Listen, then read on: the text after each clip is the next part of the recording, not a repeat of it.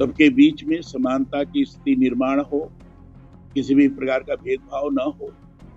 लेकिन जिस ढंग से वो नियम सामने आए हैं, उसको देखने के बाद लगता है कि निश्चित रूप से भेदभाव को और आगे बढ़ाने का इसके कारण कुचक्र बना है। लेकिन निवारण समिति ने कहा है कि इसमें ज्यादातर शिकायतों का निस्तारण कर दिया गया है।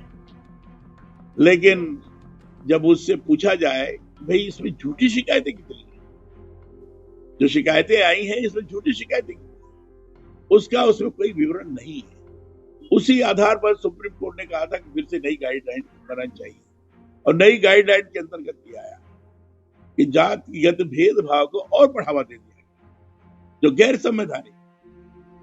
इसके कारण लोगों के अंदर आक्रोश पैदा हुआ। ये थे भारतीय जनता पार्टी के वरिष्ठ नेता और राजस्थान के पूर्व राज्यपाल कलराज मिश्र।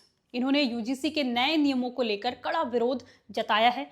कलराज मिश्र ने कहा कि ये नियम संविधान के भावना के खिलाफ है और इससे समाज में भेदभाव बढ़ने की आशंका है।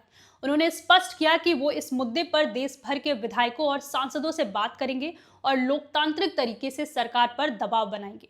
कलराज मिश्र ने यह भी कहा कि परिषद का उद्देश्य किसी एक वर्ग का नहीं बल्कि सामाजिक समरसता को मजबूत करना है। उनके मुताबिक अगर किसी भी वर्ग, चाहे वो जनरल हो, ओबीसी हो या एससी एसटी के साथ भेदभाव होता है तो शिकायत का अधिकार सबको मिलना चाहिए। लेकिन झूठी शिकायतों पर कार्रवाई का प्रावधान भी उतना ही जरूरी है। उन्होंने कहा कि पहले भी यूजीसी की गाइडलाइंस के तहत शिकायतों की संख्या बढ़ी थी, जिस पर सुप्रीम कोर्ट ने गाइडलाइंस बनाने की जरूरत बताई थी। लेकिन उनका कहना है कि जो नए नियम लगाए गए उनसे भेदभाव कम होने के बजाय और बढ़ने की आशंका दिखाई देती है। दरअसल यूजीसी के नए नियमों को लेकर देश के कई हिस्सों में विरोध प्रदर्शन हो रहे हैं।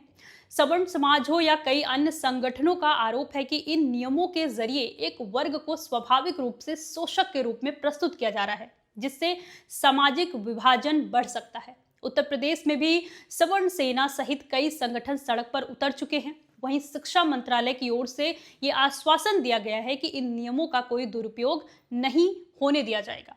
इसके बावजूद सरकार और प्रदर्शनकारियों के बीच तनाव की स्थिति बनी हुई है। खास बात यह है कि विरोध कर रहे कई संगठन और समुदाय भारतीय जनता पार्टी के पारंपरिक समर्थक, कोर वोटर माने जाते हैं। ऐसे में ये मुद्दा सरकार के लिए राजनीतिक और सामाजिक दोनों स्तर पर चुनौती बनता दिख रहा है। देखना होगा कि सरकार यूजीसी के नए नियमों पर पुनर्विचार करती है या नहीं, और क्या कलराज मिश्र की ये पहल आंदोलन को नई दिशा देती है। आपको इस पूरे मामले से जुड़ी हर छोटी बड़ी अपडेट हम लगातार देते रहेंगे। देखते रहिए NRD TV यूपी। नमस्कार।